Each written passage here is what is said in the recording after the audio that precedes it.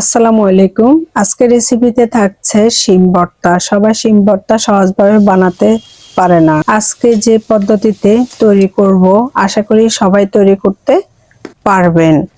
মাত্র 5 মিনিটের সময়ের ভিতরে এই শিম ভর্তাটা কালার ঠিক রেখে এবং কি ব্লেন্ডার না করে শিলনোড়াতে না পিষে কিভাবে তৈরি করবেন সেটা আপনাদের সাথে তুলে ধরতেছি।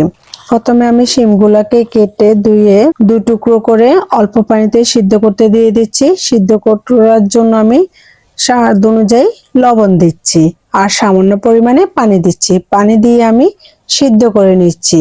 সিদ্ধটা অল্প পানি দিয়ে করবেন এবং কি সিদ্ধটা বেশি করবেন না, বেশি করলে কালারটা নষ্ট হয়ে যাবে।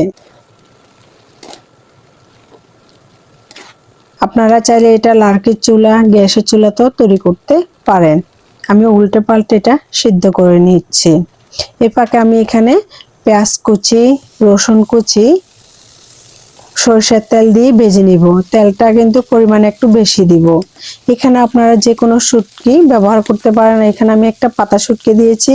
আর এই ভর্তাটা আমি কাঁচা মরিচ দিয়ে করতেছি। আপনারা চাইলে এখানে শুকনো মরিচ দিয়েও করতে পারেন।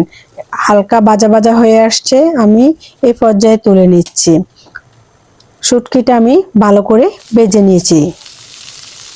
এখন আমি আগে থেকে শিমগুলা সিদ্ধ ছিল যেগুলা, সেগুলো আমি দিয়েও ভালো করে ভেজে নিচ্ছি। আর আমি এখানে ছেঁচনির সাহায্যে বাটিতে করে আমি এগুলা ছেঁচে নিচ্ছি একদম মিহি করে।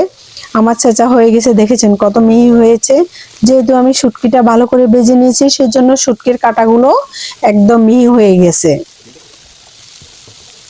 এখন আমার শিমগুলো ভাজা হয়ে গেছে, আমি অল্প অল্প করে ছেঁচনির সাহায্যে সবগুলো পিষে নিচ্ছি। আমি ভাজার একটাই কারণ হলো এটা নর্মাল ফ্রিজে 1 সপ্তাহ থাকবে এবং কি ডিপ ফ্রিজে আপনারা বছর খানেকের জন্য রাখতে পারেন। দেখেছেন আমার ভর্তাটা কমপ্লিট হয়ে গেছে।